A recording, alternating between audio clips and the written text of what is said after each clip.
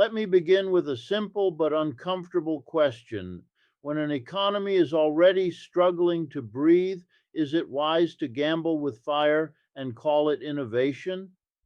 Pakistan's recent flirtation with cryptocurrency is being sold as a bold leap into the future. But behind the glossy language of digital transformation and global relevance, there is a far more troubling story, one of desperation, geopolitical signaling, and economic risk dressed up as modernity. The first and most revealing reality of Pakistan's turn toward cryptocurrency is that it does not arise from confidence or economic strength, but from pressure and desperation. When economies are healthy, they invest in long term productivity, industry, education, infrastructure, and social stability. When economies are strained, they look for shortcuts. Crypto enters the conversation not as a carefully evaluated tool of development, but as a promise of speed, fast capital, fast relevance, fast relief from structural pain. That alone should make us pause. Pakistan today faces chronic inflation, a fragile currency, rising debt obligations, and repeated negotiations with international lenders. In such an environment, policymakers are not asking how to build a resilient economy over the next 20 years. They are asking how to survive the next two. Cryptocurrency, with its global hype and aura of modernity, offers the illusion of an answer. It suggests that technology can leapfrog history, that digital assets can compensate for weak industrial capacity and fiscal instability. This is not innovation. This is economic anxiety dressed in futuristic language. True innovation emerges from planning and capacity. It requires regulatory strength, institutional trust, technological literacy, and surplus capital willing to absorb risk. Pakistan lacks many of these preconditions, not because of failure of imagination, but because of long standing structural constraints. Introducing crypto into such a landscape does not create innovation, it amplifies vulnerability. Volatile markets do not stabilize weak economies, they destabilize them further. When state institutions are already struggling to regulate traditional finance, the idea that they can manage decentralized, borderless digital assets is deeply questionable. What makes this turn even more revealing is the timing. Crypto enthusiasm rises precisely when traditional economic tools appear exhausted. Export growth is limited, tax collection is inadequate, and debt servicing consumes national attention. Rather than confront these realities head on through progressive taxation, industrial reform, or regional trade restructuring, crypto offers distraction. It promises that value can be created without production, that wealth can appear without labor, and that speculation can replace strategy. There is also a psychological dimension at work. In moments of national stress, political leadership often gravitates towards symbols that project confidence and modernity. Crypto functions as such a symbol.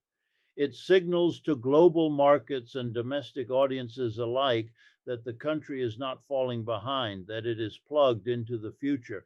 But symbols do not generate food security, energy independence, or employment. They generate headlines. And headlines, while politically useful, do not pay debts or stabilize currencies. This is why calling this move innovation is misleading. Innovation is rooted in solving real problems with sustainable solutions.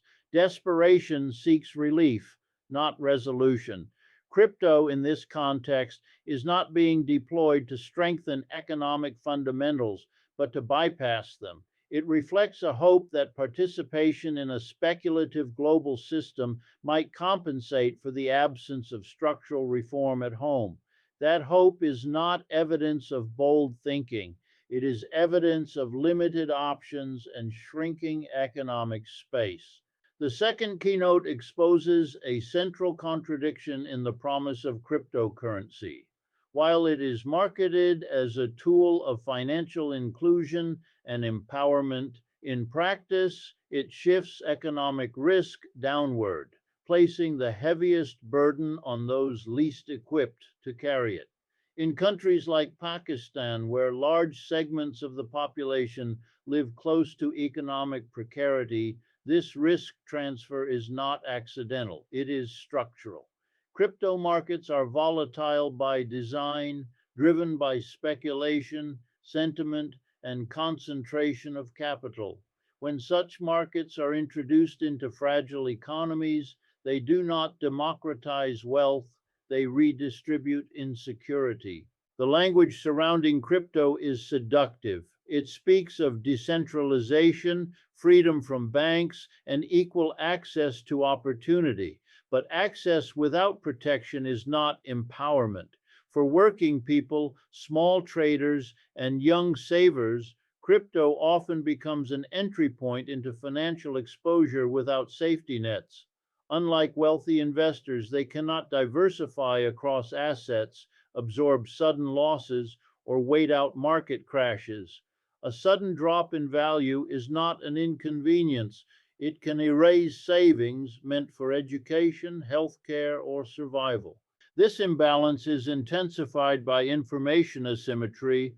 Large investors, institutional players, and early adopters operate with advanced data, technical expertise, and insider networks. Ordinary participants enter later, driven by hype rather than strategy, often encouraged by social media narratives that equate risk with courage and loss with personal failure. In this environment, the market does not reward discipline or labor. It rewards timing, leverage, and scale. Those who already possess capital are positioned to extract value, while newcomers supply the liquidity that makes such extraction possible. In a weak regulatory environment, these dangers multiply. Without strong consumer protections, transparency requirements, and enforcement mechanisms, crypto markets become fertile ground for manipulation, fraud, and sudden collapses. When these failures occur, responsibility rarely travels upward. Governments distance themselves, platforms disappear, and losses are individualized. The system is designed so that risk is privatized while influence remains concentrated. There is also a generational dimension to this shift. Young people facing unemployment and limited upward mobility are particularly vulnerable to speculative promises. Crypto is often framed as a way to escape stagnant economies, to bypass traditional barriers, and to participate in global wealth creation.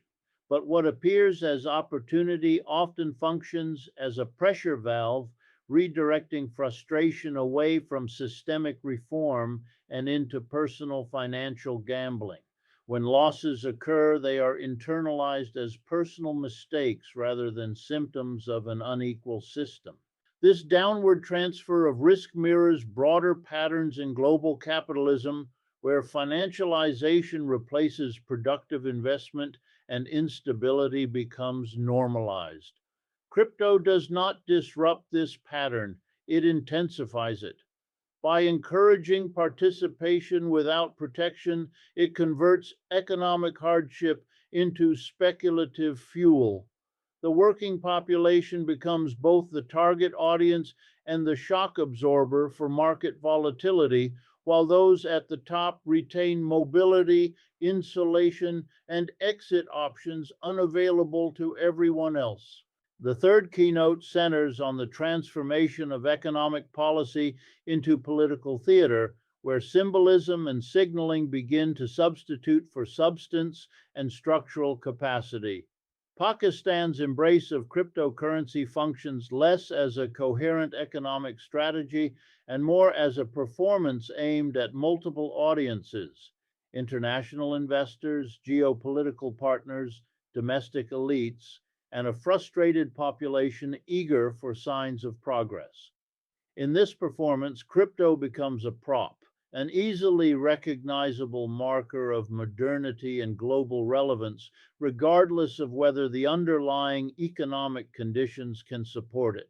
Political signaling has always played a role in economic decision making, but in moments of crisis, it becomes dominant. By aligning with fashionable global trends like cryptocurrency, governments attempt to project confidence and innovation, suggesting that they are in step with the future rather than trapped by the past. This projection is particularly important for countries navigating external pressure from lenders, rating agencies, and powerful states. Crypto sends a message. We are open, adaptable, and ready for global capital. Yet openness without stability does not attract long-term investment. It attracts speculation. The danger arises when signaling replaces policy. Announcements, conferences, and strategic hints begin to stand in for concrete plans. Regulatory frameworks remain unclear, institutional capacity remains weak, and macroeconomic fundamentals remain unresolved. Yet the narrative moves forward as if progress itself has been achieved. This gap between image and reality creates fragility. Markets respond not to strength, but to perception, and perception can shift rapidly. When confidence is built on performance rather than production, it becomes highly unstable. There is also a geopolitical layer to this signaling. By gesturing toward crypto adoption, Pakistan aligns itself with certain global financial currents, particularly those emerging from Western tech and political ecosystems. References to US political figures or market friendly rhetoric are not accidental. They are attempts to signal ideological compatibility and access. Economic policy, in this sense, becomes a diplomatic language spoken not to citizens but to external power centers. Domestic needs are subordinated to the demands of visibility and alignment. This performative approach carries significant risks. When policy is designed to impress rather than to stabilize, unintended consequences are ignored or postponed. Volatility is downplayed, regulatory gaps are tolerated, and social costs are deferred. The assumption is that success in signaling will buy time, capital, or goodwill. But time bought through spectacle is temporary, and capital attracted by hype is fleeting. Once attention moves elsewhere, the underlying weaknesses remain exposed. The most troubling aspect of political theater is its effect on accountability. When economic moves are framed as bold, visionary gestures, criticism is dismissed as resistance to progress. Debate is narrowed and caution is labeled pessimism. This creates an environment where failure is not openly discussed and learning is postponed. Policy becomes a narrative exercise rather than a problem solving process, leaving the economy vulnerable to shocks that were never seriously addressed in the first place. The fourth keynote confronts a powerful illusion at the center of contemporary economic thinking: the belief that technology can substitute for structural reform. Cryptocurrency is often presented as a shortcut, a way to leap over history rather than work through it. In countries facing deep rooted economic challenges, this belief becomes especially attractive. It suggests that digital tools can compensate for weak institutions, uneven development, and long standing inequalities. But technology does not operate in a vacuum. It reflects and amplifies the structures into which it is introduced. Structural reform is slow, politically difficult, and often unpopular among powerful interests. It requires confronting land ownership patterns, reforming tax systems, strengthening labor protections, and investing in public infrastructure. These reforms redistribute power, not just resources, which is why they face resistance. Crypto, by contrast, appears politically neutral and technically sophisticated. It allows leaders to speak the language of change without engaging in the conflicts that real transformation demands. The result is movement without direction, activity without progress. Economic history is unambiguous on this point. Societies that have achieved sustained development did so through deliberate policy choices that prioritize production, education, and institutional capacity. Industrialization was not a technological accident, it was organized. Welfare systems did not emerge from innovation alone. They emerged from political struggle. Attempting to bypass these processes with digital assets misunderstands both technology and development. Crypto can move value quickly, but it cannot create value where productive foundations are weak. There is also a governance problem embedded in this illusion. Effective economic reform depends on the state's ability to regulate, enforce, and coordinate. In contexts where regulatory institutions are already overstretched, introducing complex financial technologies adds strain rather than efficiency. Without robust oversight, crypto ecosystems can facilitate capital flight, tax evasion, and informalization of the economy. Instead of broadening the tax base or strengthening fiscal capacity, they can erode it further. The appeal of technological substitution is reinforced by global narratives that celebrate disruption over responsibility.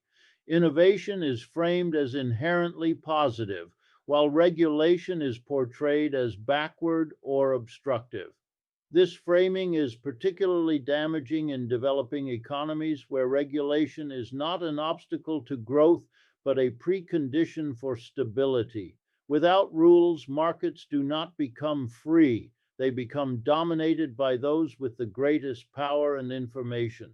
Technology introduced into such environments does not level the playing field, it tilts it further. Perhaps most critically, substituting technology for reform shifts attention away from social investment.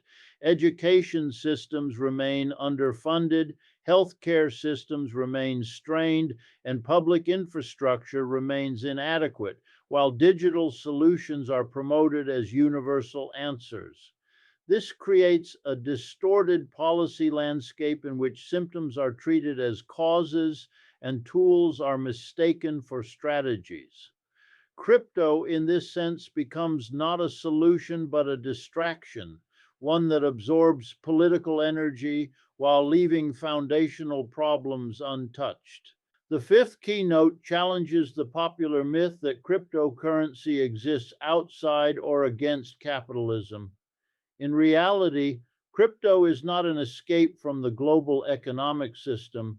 It is a product of it, shaped by the same forces of accumulation, inequality, and power concentration that define modern capitalism.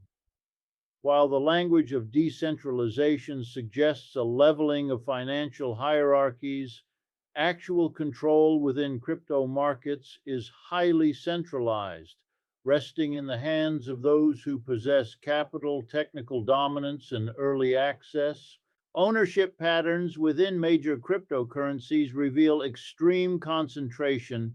A small percentage of holders control a disproportionate share of assets, granting them the ability to influence prices, liquidity, and market sentiment.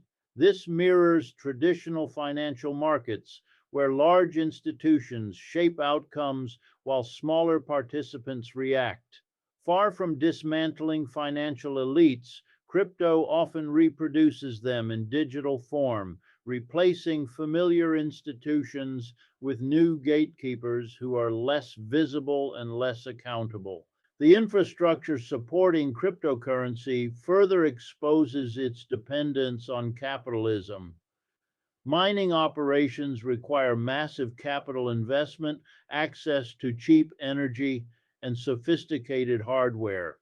These are not resources available to ordinary citizens or developing economies struggling with energy shortages. As a result, crypto production gravitates toward industrial scale operations backed by wealth and political influence. What is presented as decentralized participation becomes, in practice, industrialized extraction of value. Market behavior within crypto ecosystems follows familiar speculative cycles.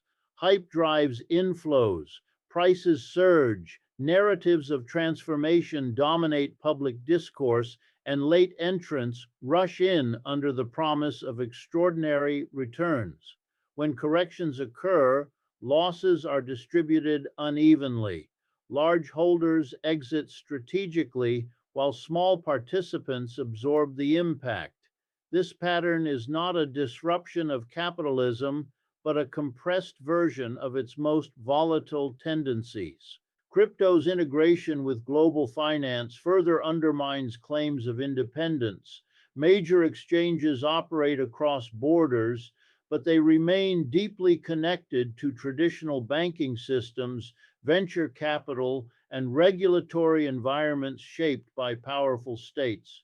When crises emerge, they are not resolved through decentralized consensus, but through interventions, bailouts, or regulatory actions that favor stability for large players. The system bends toward those with leverage, just as traditional finance does. In developing economies, this embeddedness creates particular risks.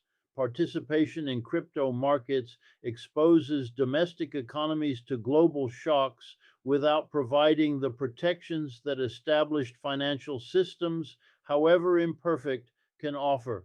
Volatility originating in distant markets can rapidly translate into local instability.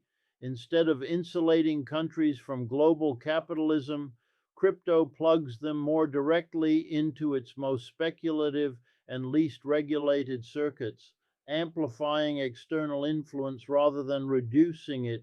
The sixth keynote returns the discussion to what is often missing from debates about technology and finance: people. Economic systems are not abstractions, they are lived realities shaped by policy choices that determine who bears risk, who enjoys security, and who has access to opportunity. A people centered economic approach begins with the recognition that growth is meaningless if it does not translate into stability, dignity, and improved living conditions for the majority. When policy prioritizes speculative instruments over social foundations, it reverses this principle. Real development has always been collective. It emerges from coordinated investment in education, healthcare, housing, transportation, and energy, sectors that do not promise quick financial returns but generate long term social value. These investments expand human capacity, enabling societies to produce, innovate, and adapt. In contrast, speculative finance thrives on short time horizons and rapid turnover. When governments elevate such mechanisms, they align national priorities with market volatility rather than human need. A people centered policy framework also demands strong institutions. Workers, consumers, and small businesses require protections that markets alone do not provide. Labor laws, financial regulations, and social safety nets are not obstacles to efficiency. They are conditions for shared prosperity. Without them, economic shocks translate directly into human suffering. Policies that invite high risk financial activity without reinforcing institutional safeguards effectively ask citizens to subsidize uncertainty with their livelihoods. Democratic accountability is another essential component. Economic decisions must be subject to public debate, transparency, and oversight. When major policy shifts are justified through technical language or futuristic narratives, they can bypass democratic scrutiny. This disconnect erodes trust and concentrates decision making power among narrow elites. A people first approach insists that those most affected by economic policy have a voice in shaping it, particularly when risks are involved. Employment remains central to this discussion. Sustainable economies are built on productive work that generates income, skills, and social stability. Financial speculation does not create mass employment. It redistributes wealth within financial circuits. When governments prioritize speculative growth, they divert attention from job creation in manufacturing, agriculture, and services. This misalignment deepens inequality and fuels social frustration, particularly among young populations seeking meaningful economic participation. Ultimately, placing people at the center of economic policy requires rejecting the idea that markets alone define progress. Stability, equity, and resilience must be treated as core objectives, not secondary outcomes. Development measured solely by capital inflows or technological adoption ignores the lived experience of citizens. A people centered approach reorients policy toward long term well being, collective security, and economic structures that serve society rather than asking society to serve markets